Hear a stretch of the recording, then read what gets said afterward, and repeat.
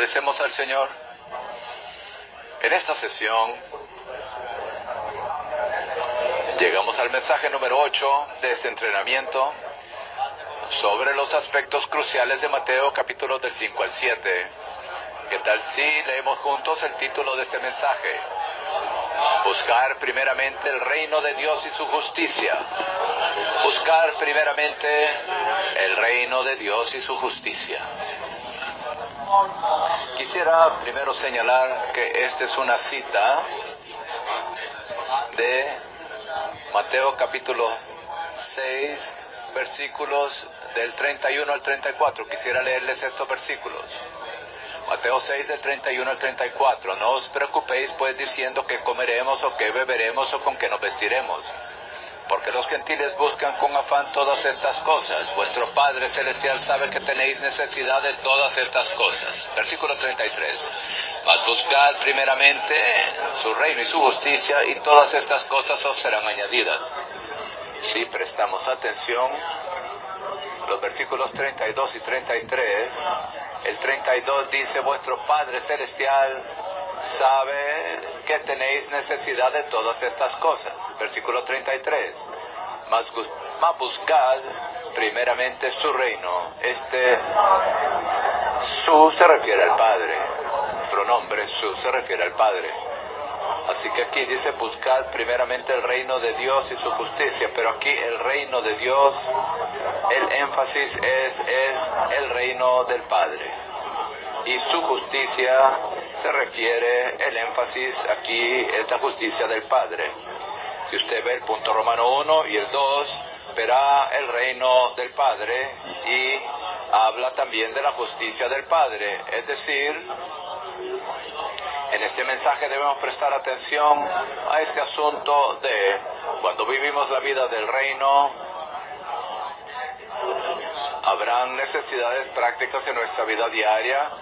Hay ciertas ansiedades, ciertos afanes con respecto a nuestro vivir práctico, pero el Señor dice: buscad primeramente el reino del Padre y su justicia. Esta es mi palabra de introducción.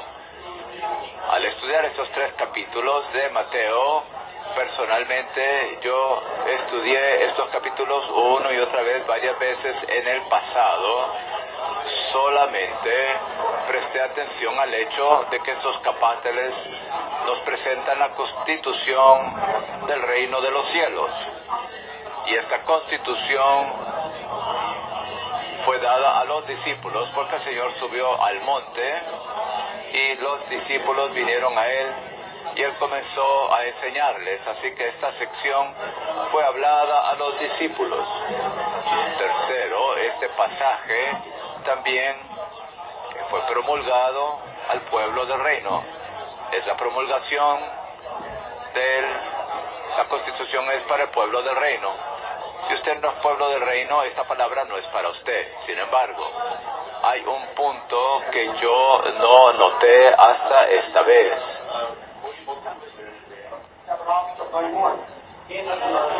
En estos 3 capítulos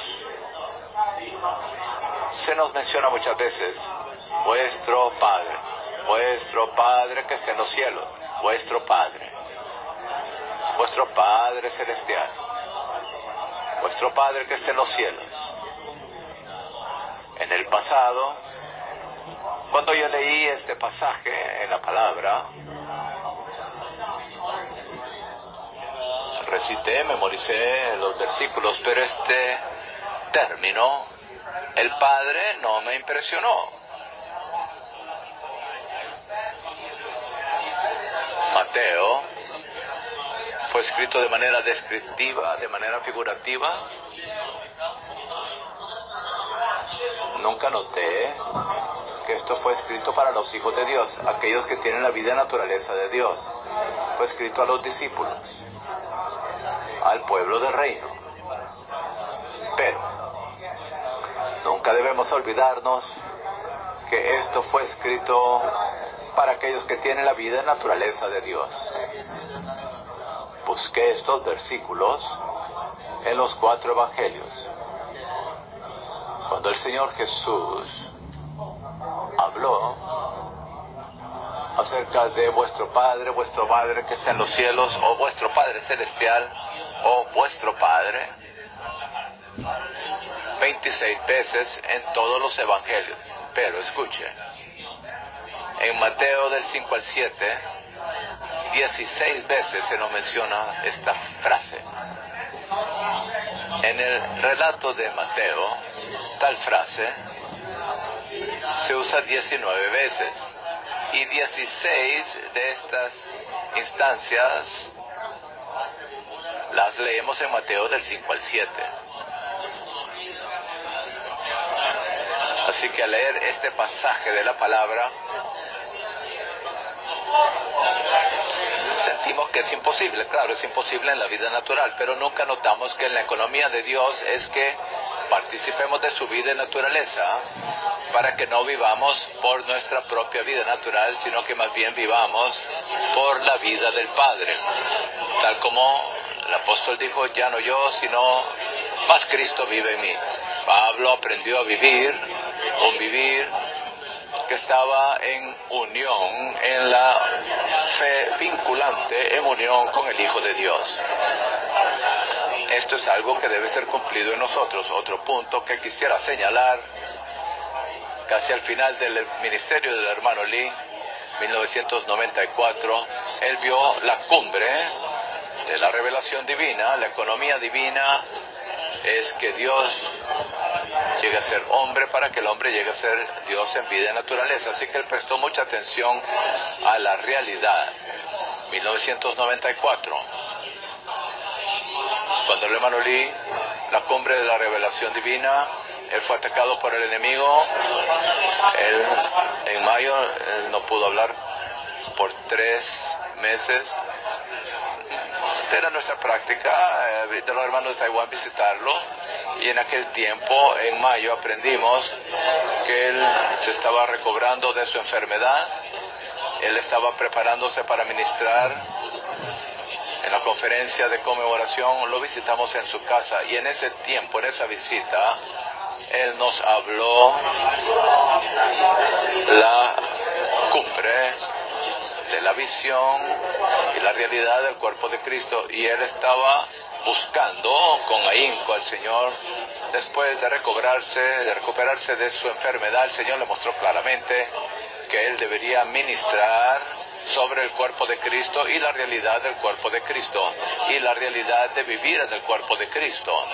Así que en esos 3 días cuando estábamos con él continuó hablándonos la cumbre de la revelación divina, que es que Dios se hizo hombre para que el hombre llegue a ser Dios en vida y naturaleza. Y él nos dijo, hoy en día debemos prestar atención al asunto de que debemos tener la realidad del cuerpo de Cristo. ¿Cuál es la realidad del cuerpo de Cristo? Antes de eso, cuando él hablaba acerca de la realidad del cuerpo de Cristo, él mencionaba el Espíritu, pero en aquel tiempo él dijo que la realidad del cuerpo de Cristo es el vivir del Dios hombre. En ese mismo año, después del entrenamiento de verano, que fue el estudio de Reyes, el estudio de vida de Reyes, él dio 2 mensajes acerca del vivir del Dios hombre. Y luego 1994, 1995, muchas veces en las 7 fiestas y también en las reuniones a mitad de semana, él enfatizó mucho el vivir del Dios hombre. Él enfatizó la cumbre de la revelación divina y al mismo tiempo la realidad del cuerpo. Y cuando él hablaba acerca de esa realidad, no sé si estoy correcto en mi entendimiento, él habló acerca de esto a manera de revelación, no vivir por uno mismo, negándose a uno mismo, negándose al yo, y vivir una vida por medio de la resurrección, el poder de la resurrección de Cristo para ser conformados a su muerte, y vivir por la abundante suministración del Espíritu de Jesucristo para que vivamos a Cristo y magnifiquemos a Cristo. Él presentó muchos ejemplos de cómo ejercitarnos en vivir el vivir del Dios hombre. Pero en mi estudio de estos capítulos de Mateo 5 al 7, siento que esto, de hecho, es el tiempo para volver a este tiempo, porque a esta porción, porque la realidad del reino es la realidad del reino es el vivir de Dios hombre.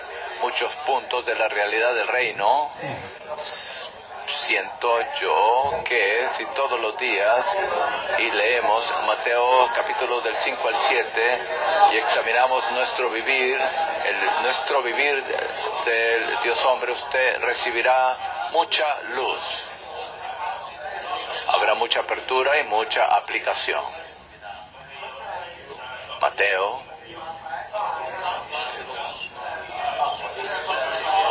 5:17, el Señor dice: no penséis que he venido para abolir la ley o los profetas. No he venido para abolir, sino para cumplir. No tengo el tiempo para para leer con ustedes la nota con respecto a cumplir la ley. Esa nota nos presenta los procesos por los cuales pasó el Señor para impartirse en el hombre. El vino, esa es su encarnación. El segundo paso de su cumplimiento es el vivir humano. Él vivió una vida en esta tierra que es el nivel más elevado de moralidad para que los atributos divinos lleguen a ser las virtudes humanas. Esto es guardar la ley. Él guardó la ley. Luego él fue a la cruz para efectuar la redención jurídica a fin de cumplir los justos requisitos de Dios. Él no tenía pecado, él era el Cordero de Dios, solamente él era apto, solamente él puede ser nuestro sustituto para lograr la redención a favor nuestro. Además, en resurrección, él llegó a ser el Espíritu. Esta es la ley de vida, no la ley de letras. Es la ley de vida la que ha entrado en nosotros. Hebreos 8, esta ley es impartida en nuestras partes internas. Debemos prestar atención no a la ley externa de letras, sino el Dios triuno que ha pasado por su proceso y ha llegado a ser el Espíritu edificante que se imparte en nosotros. Nosotros no podemos hacerlo, pero Él está en nosotros. Él es nuestra vida, Él es nuestro poder. Así que hoy Él quiere que seamos perfectos como nuestro Padre es perfecto. Esto es llegar a la meta de su economía para que seamos igual a Él en vida y naturaleza.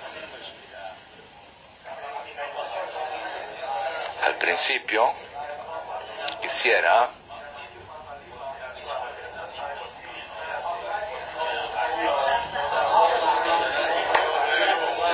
presentar el bosquejo de la versión recobro de estos capítulo 5 hay 3 puntos, capítulo 6 2 puntos.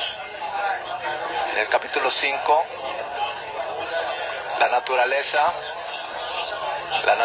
del pueblo del reino. Este es el bosquejo de la versión recobro. Esta tiene sed de justicia, tiene misericordia, tiene un corazón puro, está haciendo paz, está sufriendo la persecución, es pobre en el espíritu, tiene el corazón puro. Esta es la naturaleza del pueblo del reino. El segundo punto es la influencia que ejerce el pueblo del reino. Capítulo 5, versículos del 13 al 16. Somos la sal de la tierra y la luz del mundo. Debemos ser este testimonio para el mundo. Tercero, con respecto a la ley del pueblo del reino, capítulo 5, versículos del 17 al 48. El Señor vino a cumplir la ley. Para cumplir la ley, Él llega a ser la ley de vida para ser escrita en nuestros corazones, para que podamos vivir la justicia que lo supera todo, sobresaliente, en el más alto y elevado nivel de moralidad. Capítulo 6, aquí está el cuarto punto del bosquejo, las obras justas del pueblo del reino. Nuestras obras justas no deberían ser hechas a los ojos de los hombros, dar limosnas, oración, ayunos. Todo esto debe ser llevado a cabo en secreto. Luego el próximo punto, con respecto a las riquezas materiales del pueblo del reino. Y el mensaje de hoy trata sobre esto. No acumular tesoros en la tierra, sino acumular tesoros en los cielos. Capítulo 7, los principios que rigen al pueblo del reino en su manera de tratar a otros. Si juzgamos a otros seremos juzgados, así que no debemos juzgar. El séptimo punto tiene que ver con la base para la vida y obra del pueblo del reino. Capítulo 7, esto fue lo abarcado en el mensaje anterior. Este es el terreno, la base para nuestra vida y obra. Debemos llegar a ser el buen árbol que da fruto conforme a la voluntad de Dios, y bueno, esto será abarcado en el próximo mensaje. Así que con este esposo buscamos el reino del Padre, es vivir en la realidad del reino de los cielos. Leamos ahora el bosquejo.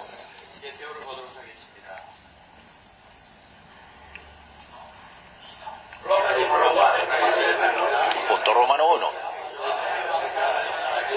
El reino del Padre es la realidad del reino de los cielos hoy. La realidad de la vida de iglesia hoy, y será la manifestación del reino de los cielos en la era venidera.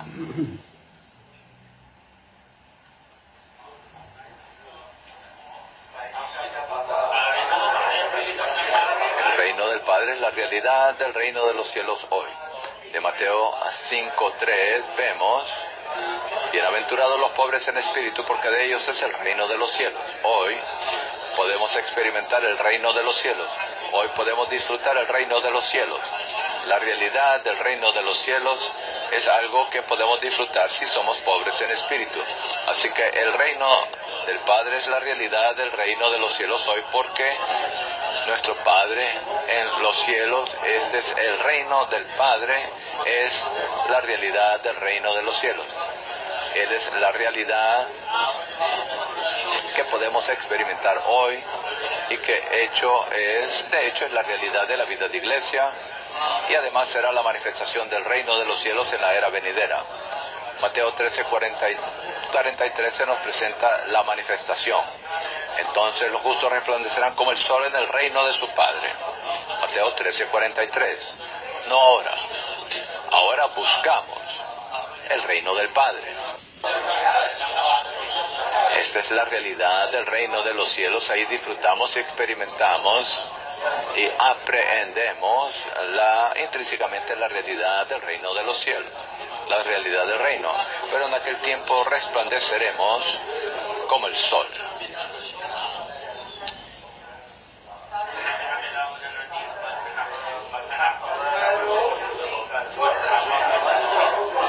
Ahora llegamos a este punto de buscar primero. En este pasaje, el Señor Jesús habló acerca de las riquezas materiales del pueblo del reino. No acumuléis para vosotros tesoros en la tierra, sino acumulad para vosotros tesoros en los cielos. 1. La actitud básica de todo creyente debería ser que no ama el dinero. Hebreos 13:5 dice: sea vuestra conducta sin amor al dinero. Primera de Timoteo 6:10. Porque a raíz de todos los males es el amor al dinero. Segunda de Timoteo 3:2. Al final de esta era, los hombres serán amadores del dinero. Que el Señor nos guarde a todos nosotros, los hermanos que llevan responsabilidad en las iglesias. Debemos ser aquellos que no acumulemos para nosotros tesoros en la tierra. 2. Si acumulamos para nosotros tesoros en la tierra, siempre serviremos a las riquezas y no a Dios. La palabra del Señor es muy clara, muy clara.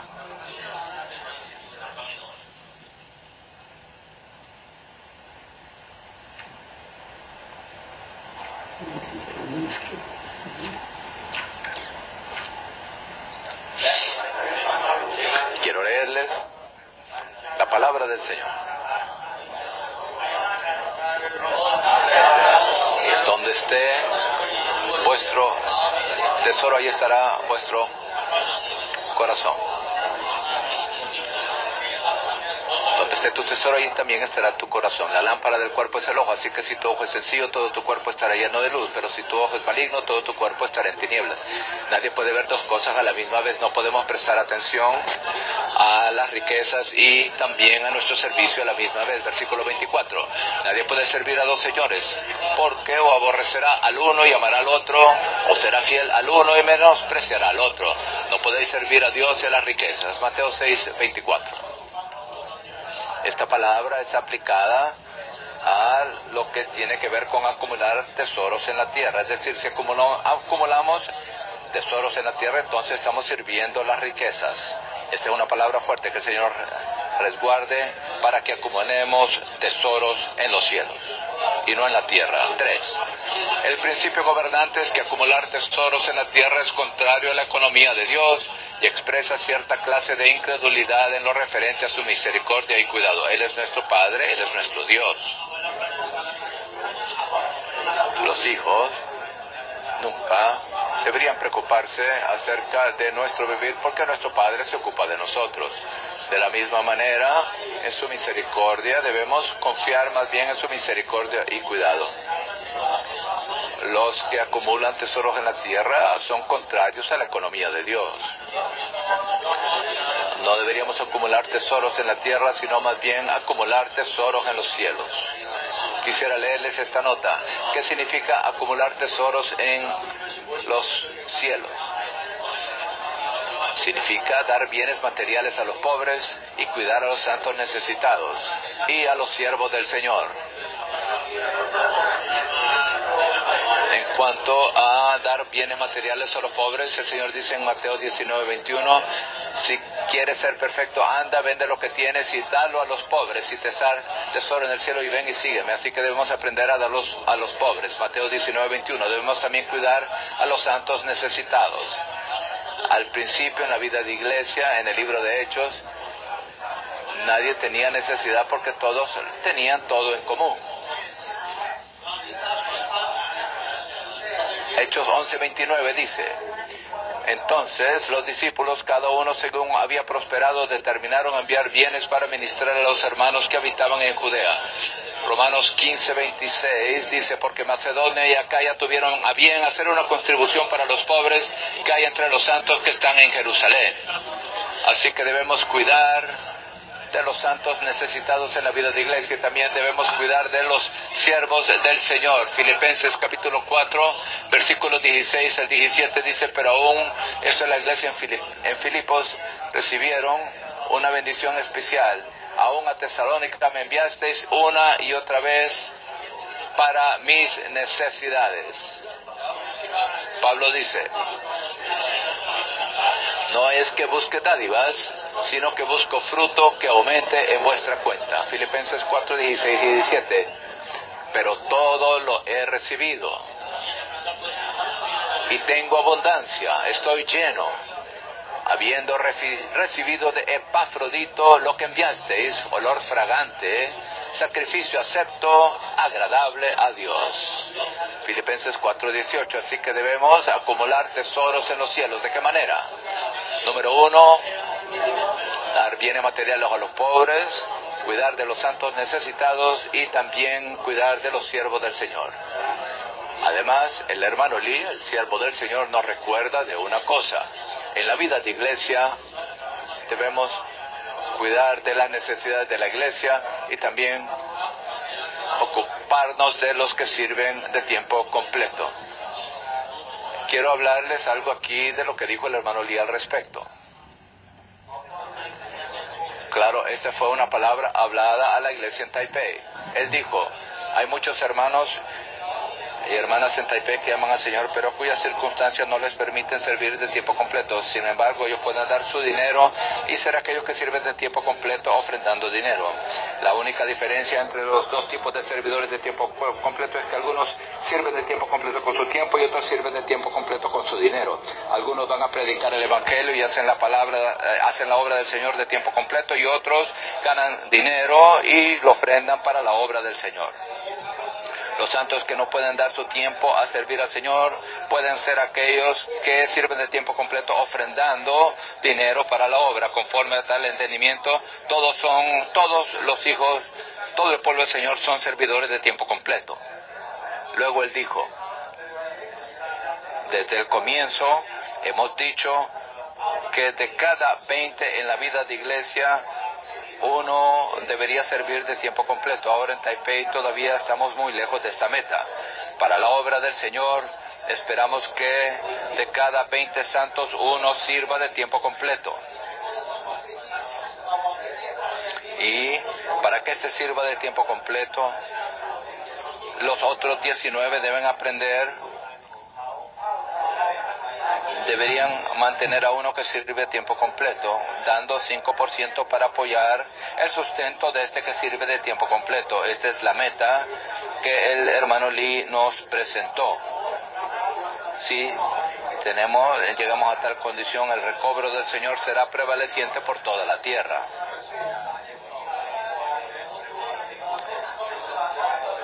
Que los santos ofrenden 5% de su sustento para los servidores de tiempo completo. No significa de que no den a la iglesia, más bien deben dar para los servidores de tiempo completo ese 5% por encima de lo que ofrendan a la iglesia. Debemos acumular nuestro tesoro en los cielos. B. Donde esté tu tesoro, ahí estará también tu corazón. Nuestro corazón siempre sigue su tesoro. 2. No importa lo que digamos, nuestro corazón siempre estará donde esté nuestro tesoro. No siente que usted es tan espiritual de que si tiene un rico excedente, no, debe acumular tesoros en los cielos. Lo que el Señor, si el Señor ha hecho que usted prospere, es excedente, Dios quiere que usted aprenda a que sea un siervo prudente, que se encargue de los necesitados, que se encargue de los siervos del Señor y que se encargue de los santos necesitados. Debemos ir al Señor debemos ir al Señor antes de que nuestros bienes materiales sean ofrendados, porque donde esté su tesoro, allí también estará su corazón. Así que antes de ir al Señor, su tesoro debe ir al Señor. El tesoro va primero al Señor y luego a nuestro corazón estará allí. Nadie puede servir a dos señores, porque aborrecerá al uno y amará al otro, será fiel al uno y menospreciará al otro. No podéis servir a Dios y a las riquezas. Nuestro corazón debe ser sencillo a fin de servir a Dios. No podemos servir a Dios y las riquezas al mismo tiempo. 2. La injusticia de las riquezas está relacionada con su naturaleza. Por ser algo inventado por Satanás, la naturaleza de las riquezas delante de Dios es completamente incompatible con todo aspecto de Dios, de modo que los ojos de Dios, su naturaleza es injusta. En Lucas, versículo 16, el Señor presentó esta parábola acerca de este mayordomo que ganó amigos por medio de las riquezas de injusticia. El Señor usó esto como un ejemplo de que debemos aprender de este mayordomo a ganar amigos por medio de las riquezas de la injusticia. Las riquezas de injusticia no significa que el dinero que usted ganó de manera injusta, no. Más bien Dios creó al hombre para que el hombre confíe en Dios, dependa de Dios.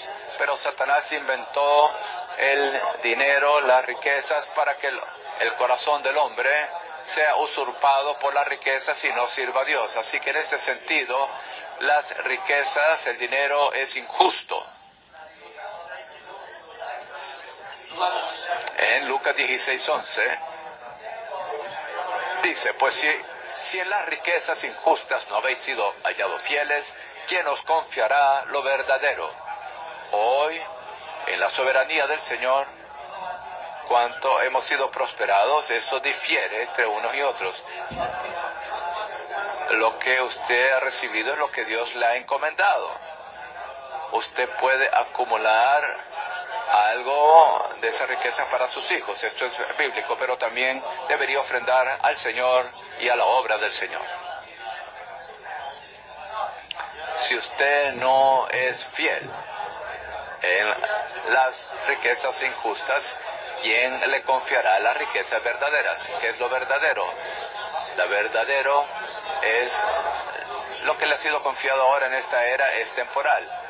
Las riquezas de la injusticia son encomendadas a usted temporalmente, pero lo verdadero que le será confiado será en la era del reino. Usted no podrá entrar en el reino de los cielos en la era venidera si usted no es fiel en esta era en cuanto a las riquezas de injusticia. Esto es extremadamente serio. 3. La controversia del universo consiste en si el hombre adorará a Dios o las riquezas. Cuando el Señor Jesús comenzó a ministrar, Él fue tentado por Satanás. Y Satanás le llevó al monte elevado y le mostró la gloria de los reinos de la tierra. Y le dijo, si te postras adorándome, todo te lo daré. Todo esto te daré si postrando me adoras. Y el Señor Jesús le dijo, vete Satanás, porque escrito está, el Señor tu Dios adorarás y a Él solo servirás. Después que Satanás le mostró todos los reinos del mundo y la gloria de estos al Señor. El Señor no fue influenciado por las riquezas para nada, en ningún sentido. Mateo 4, del 8 al 11. Debemos adorar a Dios solamente y a Él solo servirás. 4. Ser librado de las riquezas es la primera y principal condición para que alguien sirva a Dios. Todos los hermanos aquí tenemos un corazón entregado al Señor. Algunos sirven al Señor de tiempo completo, otros son ancianos sirviendo a las iglesias, también sirviendo a Dios, pero la condición más básica de nuestro servicio es que seamos librados de las riquezas. En cierto sentido, los ancianos y los que sirven de tiempo completo de manera personal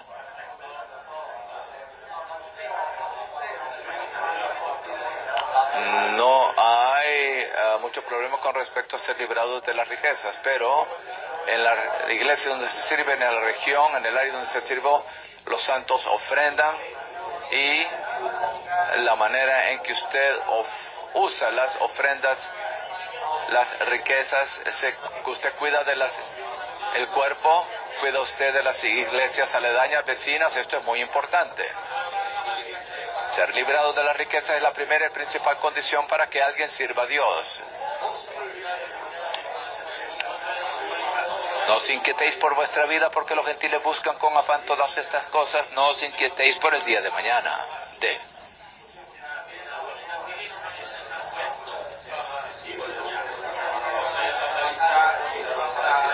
El Señor le dijo a los discípulos, no deberías estar inquietos por vuestra vida, lo que comáis o que bebáis, que habréis de comer o que habréis de beber, ni por vuestro cuerpo. Nuestro cuerpo, nuestro Padre Celestial cuida. ¿Quién puede añadir a su estatura? ¿Y por qué estáis con afanes? Todas estas, ¿quién de vosotros podrá preocuparse de añadir un solo codo a su estatura? Y por el vestido, ¿por qué os preocupáis? Considerad los lirios del campo como crecen, no se afanan ni hilan, pero os digo que ni aun Salomón en toda su gloria se vistió como uno de ellos. Mateo 6, del 25 al 30.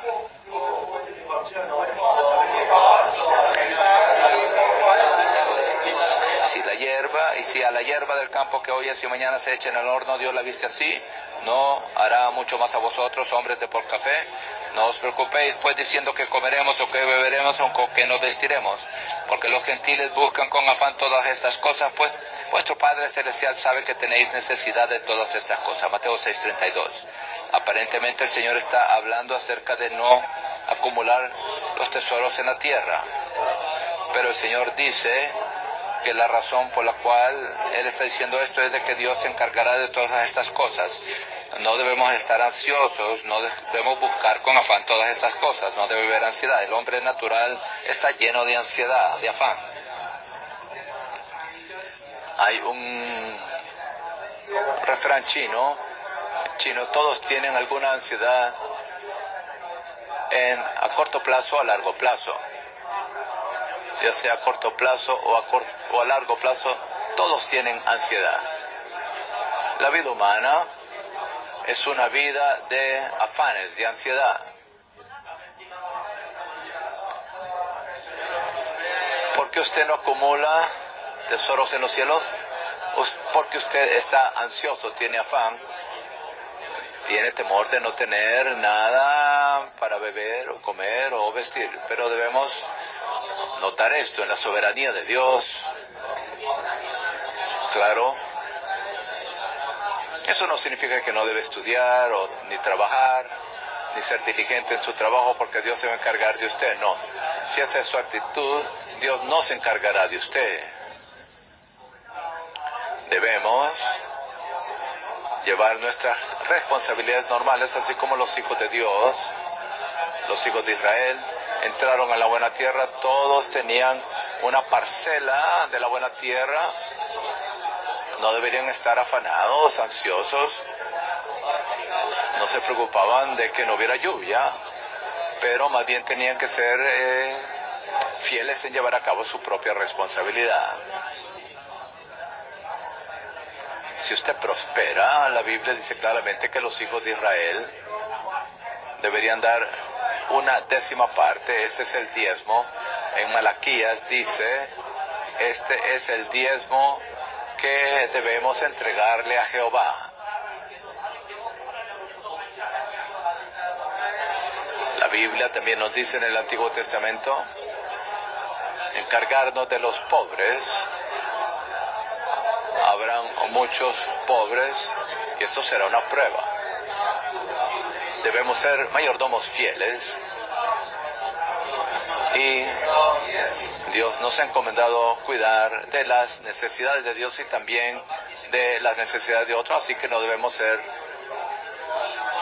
afanarnos llenos de ansiedad. No, nuestra vida humana es una vida de afanes y está constituida de afanes. No hay afán en la vida divina y en la naturaleza divina. La vida de Dios es una vida de disfrute, reposo, consuelo y satisfacción. Mateo 6.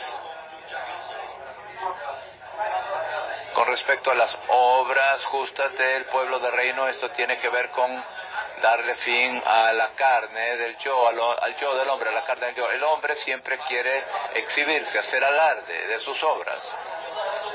Luego, en cuanto a las riquezas materiales, aquí el Señor trata este asunto de la ansiedad.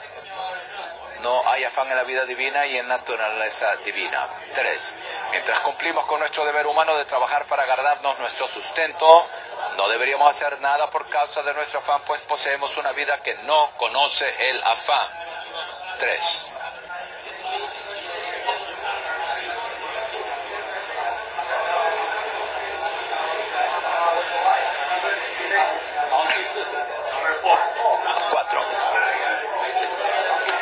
El pueblo del reino jamás debería vivir en el día de mañana, sino siempre en el día de hoy. Aleluya. Estamos aquí, deberíamos decir aleluya por el día de hoy. ¿Qué tal acerca de mañana? No esté ansioso, no se afane por el día de mañana. 5. En cuanto a nuestro vivir, tenemos al Padre Celestial mismo que se ocupa de nosotros. A medida que atiende a nuestras necesidades materiales, Él imparte su elemento en nosotros, y nosotros experimentamos la impartición divina por medio de que el Padre atienda a nuestras necesidades físicas. Esto es muy bueno. Hermanos, ¿qué tal en su experiencia? ¿Puedo dar un pequeño testimonio? Con respecto a mis primeros años, me gradué de la universidad, tenía un muy buen trabajo, pero me entregué a mi trabajo día y noche. Incluso después de las horas de oficina todavía tenía que trabajar. Pero después renuncié, después de 3 meses en ese trabajo, porque no podía servir al Señor. De esa manera no quería malgastar, desperdiciar mi vida humana. Yo quería servir a mi Señor. Gradualmente, un día, la iglesia tenía una necesidad. En aquel tiempo yo estaba sirviendo en Hualien, en la parte del este de la isla. La iglesia tenía que edificar un salón de reunión. Si usted ha visitado esa parte de Taiwán, debería saber, en los primeros años,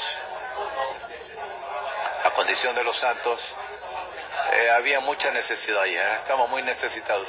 Una tercera parte de los santos eran veteranos, eran cuidados por el gobierno, y otra tercera parte, la mitad de ellos, eran estudiantes. Así que en aquel tiempo había una gran necesidad de construir un salón de reunión. Pero después de la oración la respuesta era, bueno, esto es imposible. Luego, por la misericordia del Señor, un avivamiento matutino después de nuestro estudio, yo tuve el sentir, si hemos de edificar nuestro salón, necesitamos 3 personas. Si 3 personas dan para comprar una casa, eso es suficiente para comprar un salón de reunión. Pero dijeron, no tenemos suficiente santos, no tenemos el suministro material, así que comenzamos la construcción del salón, y lo que dimos era muy limitado. Pero también vino el suministro de las otras localidades, así que es muy bueno estar en las iglesias locales. Tenemos carencia y otros prosperan. En aquel tiempo no sabían que los otros habían prosperado. No dependimos de la prosperidad de ellos, sino que oramos y dependimos del Señor. En aquellos años, cuando construimos el salón de reunión, yo, mi esposa y los 3 hijos vivíamos en un pequeño cuarto allí.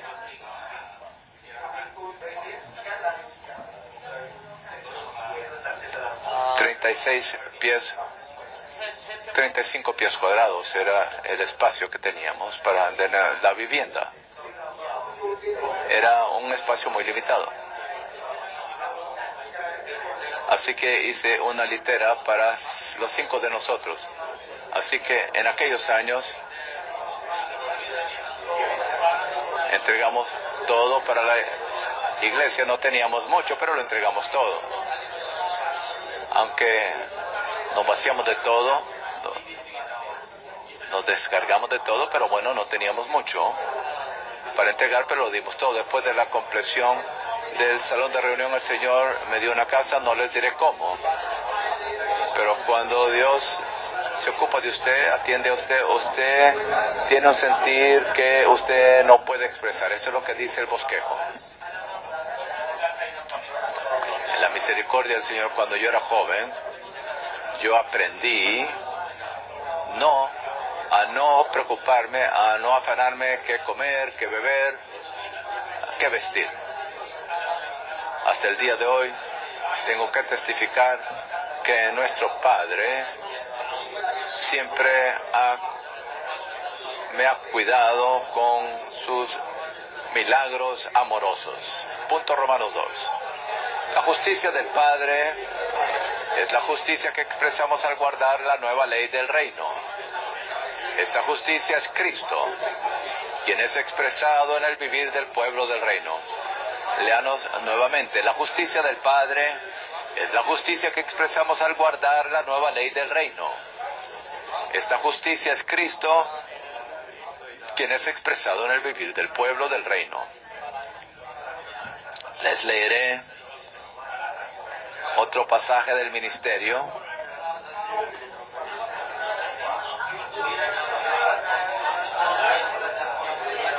La justicia de los cristianos es el Cristo que mora en nosotros. Esta es la justicia sobresaliente, la justicia que supera la de los escribas y fariseos. Es el Cristo que vive en nosotros y es manifestado.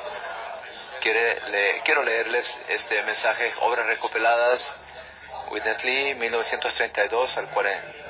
Tomo 1, capítulo 31, la verdad con respecto al reino, las condiciones para entrar al reino de los cielos. ¿Cuál es la justicia sobresaliente?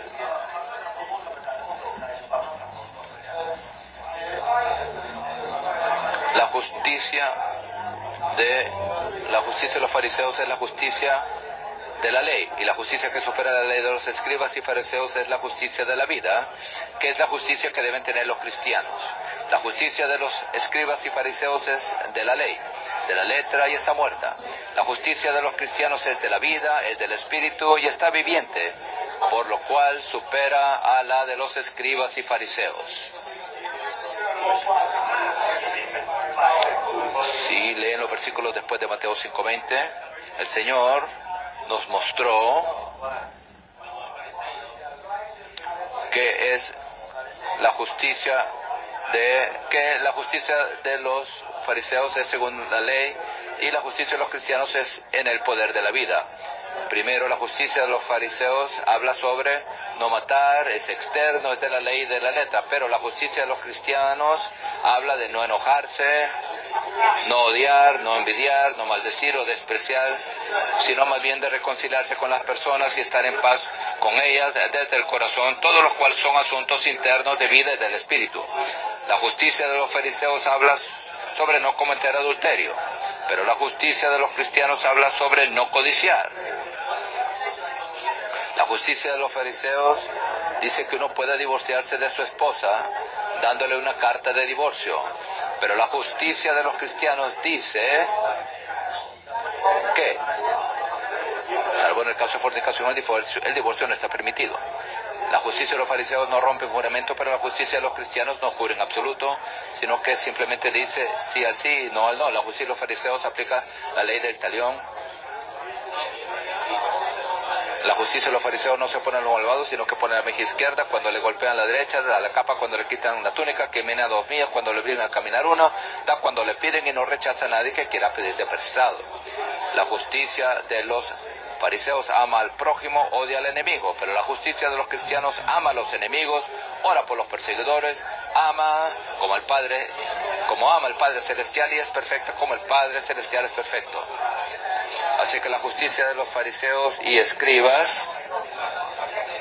es de la letra muerta, pero la justicia de los cristianos es de la vida, es del espíritu, requiere una vida que brota desde adentro, una vida que no solo es correcta exteriormente, sino también santa interiormente.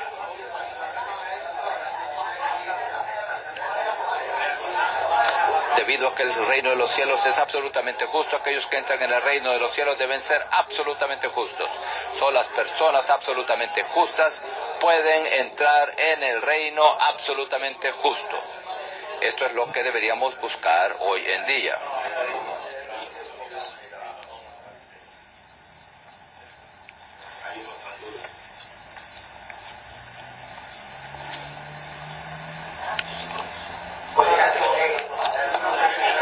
Leamos juntos. Según el Nuevo Testamento, la justicia tiene 4 aspectos principales. 1. La justicia consiste en estar bien con las personas, cosas y asuntos según los justos y estrictos requisitos de Dios. Los requisitos de Dios son estrictos. Debemos estar bien con las personas, cosas y asuntos. Pablo, originalmente, él buscó la justicia según la ley. En Filipenses capítulo 3, Pablo dijo: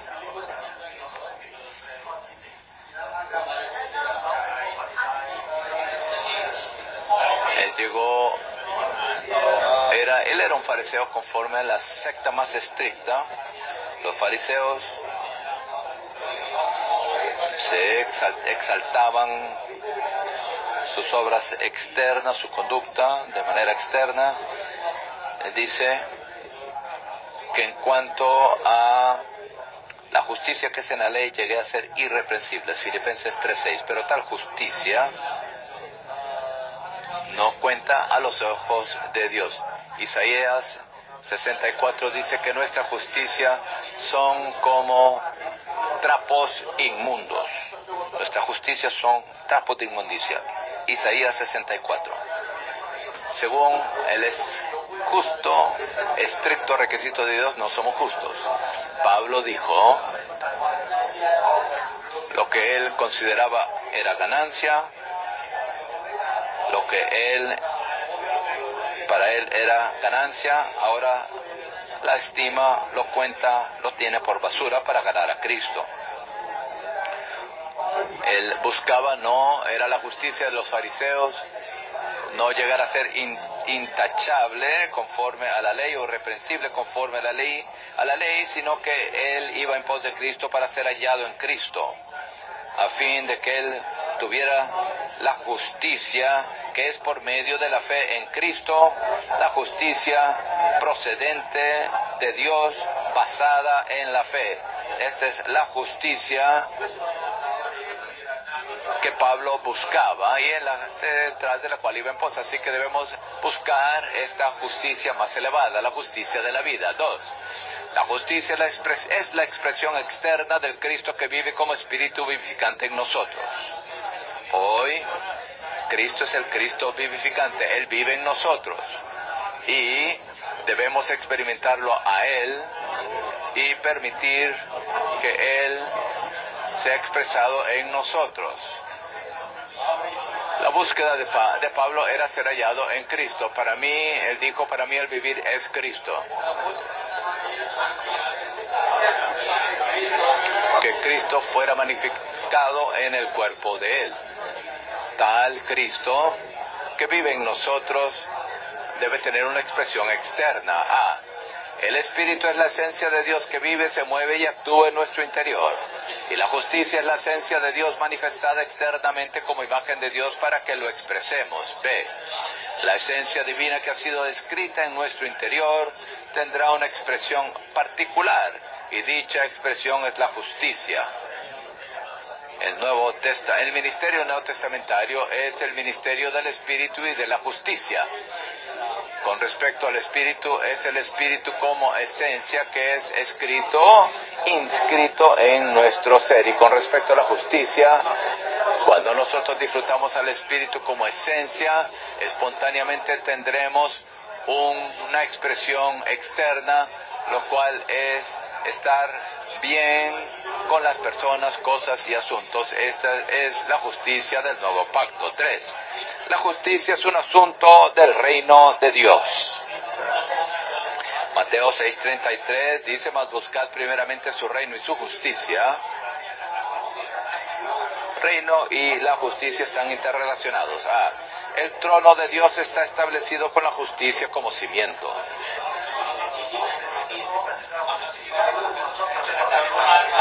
La justicia y la equidad son el cimiento de tu trono. Salmos 89:14.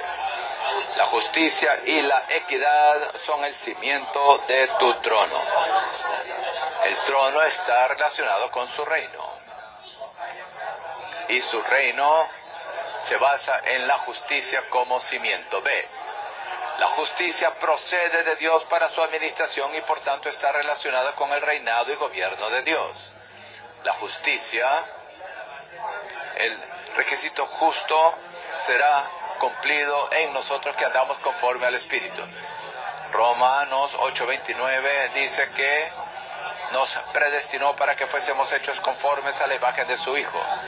Y Romanos 14:17 dice, el reino de Dios no es comida ni bebida, sino justicia, paz y gozo en el Espíritu Santo. Al juntar estos versículos, nos damos cuenta de que la justicia primero tiene como resultado la imagen, somos conformados a la imagen del Hijo de Dios, lo expresamos y entonces estamos bien con personas, cosas y asuntos, y luego así estableceremos el reino de Dios. Romanos 8:4, Romanos 8:29, Romanos 14:17. 4. La justicia es un asunto de estar bien con Dios en nuestro ser. Segunda de Corintios 5:21 dice, al que no conoció pecado por nosotros, lo hizo pecado para que nosotros viniésemos a hacer justicia de Dios en él. No solamente somos justificados por Dios externamente, sino que en nuestro ser, en nuestra constitución, nosotros llegamos a estar bien con Dios internamente, interiormente. Estar bien con Dios en nuestro ser equivale a tener un ser interior que es transparente y diáfano como el cristal. Un ser interior en la mente y voluntad de Dios.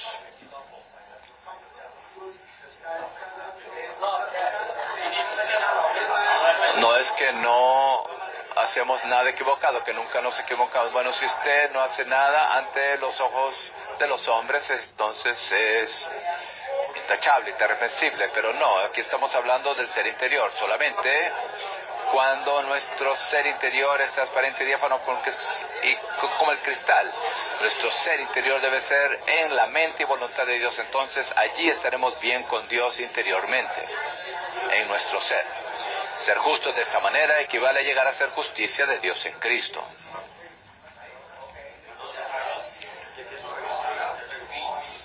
Vamos ahora al punto B. Hay dos aspectos en cuanto al hecho de que Cristo es justicia para los creyentes. Uno, Cristo es la justicia de los creyentes a fin de que sean justificados delante de Dios objetivamente en el momento en que se arrepienten para con Dios y creen en Cristo. Dos, Cristo es la justicia de los creyentes expresada en su vivir como manifestación de Dios, quien es la justicia en Cristo dada a los creyentes a fin de que sean justificados por Dios subjetivamente.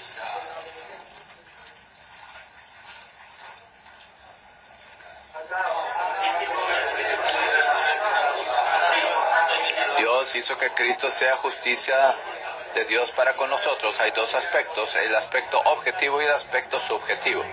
El aspecto objetivo, que seamos justificados delante de Dios.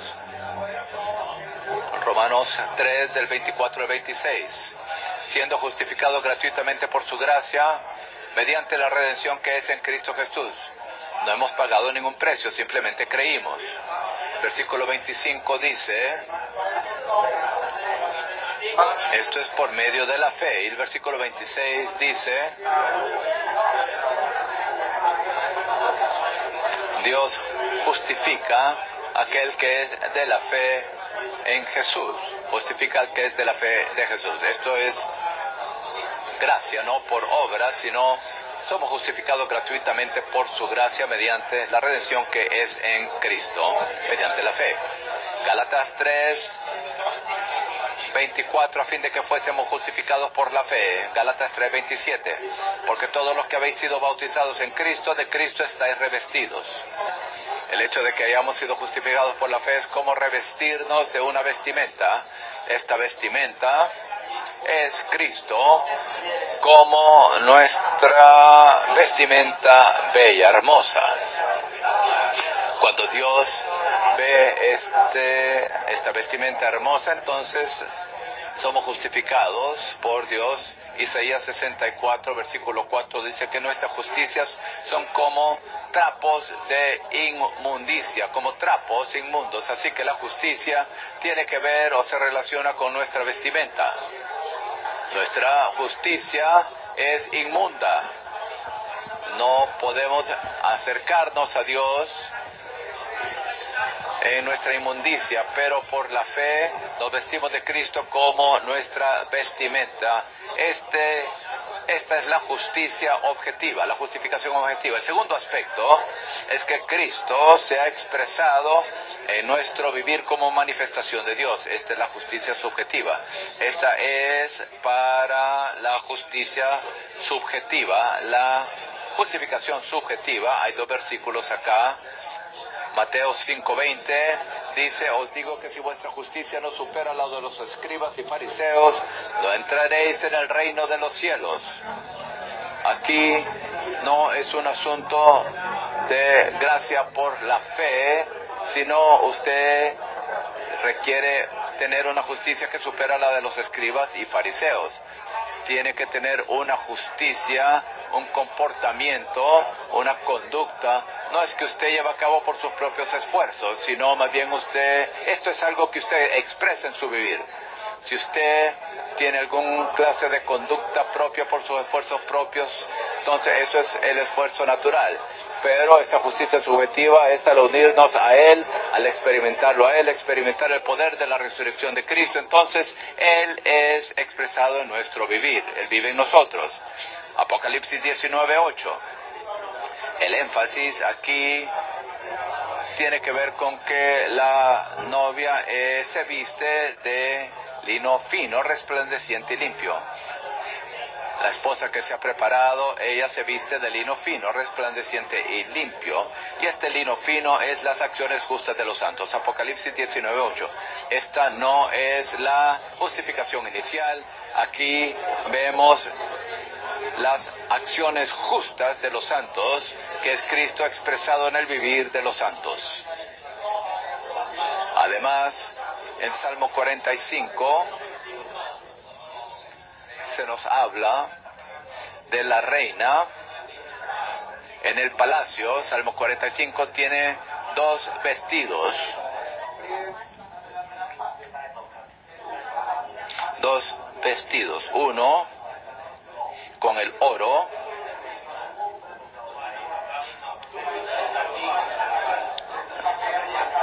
brocado de oro. Esta es la muerte y resurrección de Cristo. Mediante nuestra fe tenemos el brocado de oro, este es el oro por fuera, recubierta. Pero la hija del rey es toda gloriosa dentro de la morada. Su vestido es una obra tejida. Entonces esto tiene que ver con entretejer. Es un vestido bordado. Un vestido bordado, es bordado, y esta es la justicia que expresamos en nuestro vivir. Así que hay dos: el oro que nos recubre y luego la obra tejida. Uno es la justificación objetiva y la otra es la justificación subjetiva. 3. Estos dos aspectos son tipificados por el mejor vestido y el becerro gordo en Lucas 15, versículos 22 y 23.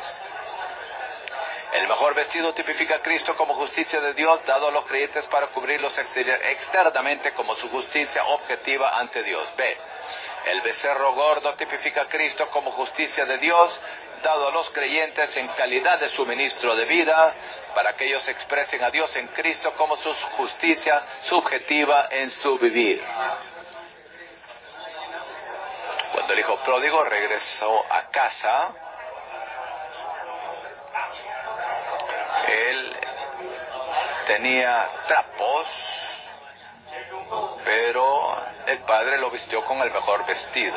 Este es la justicia objetiva.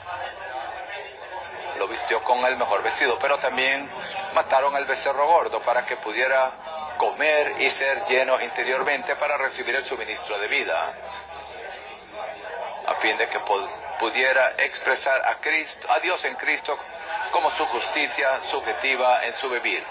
C. Está guardada la corona de justicia con la cual me recompensará el Señor, pues justo en aquel día. Esta es la palabra de conclusión. Segunda de Timoteo 4:8. Al final de su vida, Pablo tenía muy claro de que para él estaba guardada la corona de justicia. Esta corona es de justicia.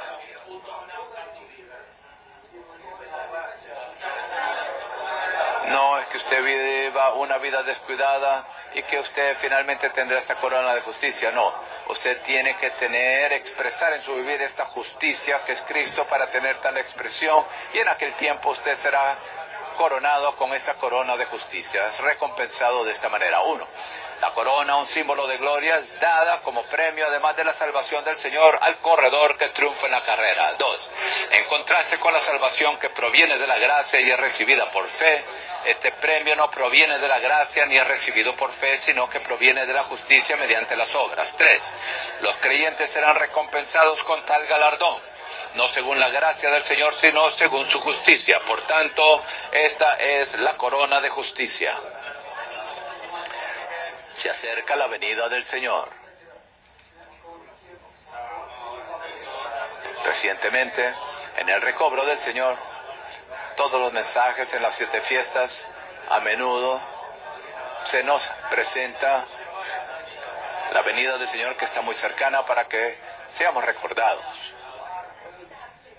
Incluso seamos advertidos, y mediante este mensaje debemos buscar el reino del Padre y la justicia del Padre, y al buscar el reino del Padre tenemos ahora la realidad del reino, y tenemos que buscar la justicia del Padre para que el Cristo que mora en nosotros sea expresado en nuestro vivir.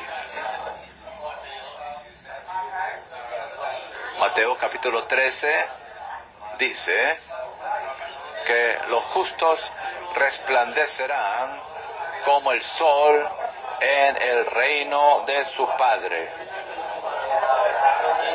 En aquel tiempo los justos resplandecerán como el sol en el reino del Padre. ¿Cómo puede usted llegar a ser una persona justa? Bueno, usted disfruta la justicia objetiva y luego vive una vida de ser restringido para vivir a Cristo y magnificar a Cristo, a fin de que el Cristo que mora en usted pueda ser expresado en su vivir y ser así constituido justo. Aleluya. Si usted vive hoy en la realidad del reino, en aquel día estaremos en el reino del Padre, en la parte celestial del reino milenario, resplandeceremos como el sol. Quiero leerles ahora algo acerca de los justos que resplandecen como el sol. El Padre es luz.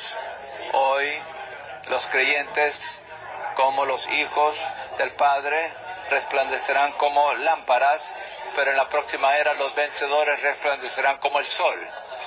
No todos,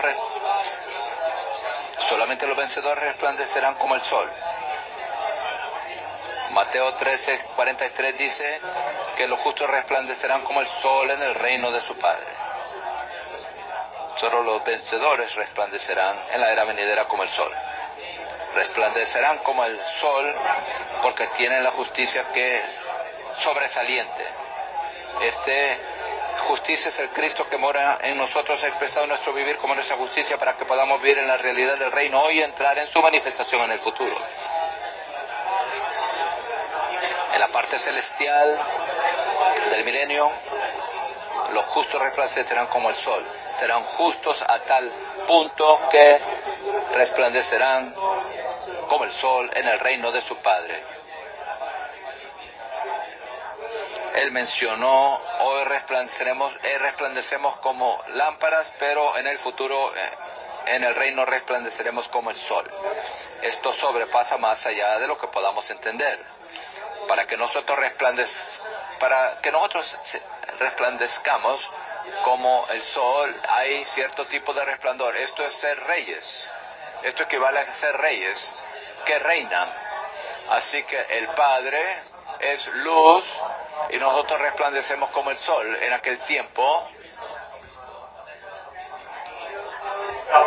seremos co-reyes con Cristo para reinar juntamente con Cristo por 1000 años. Reinaremos con Cristo.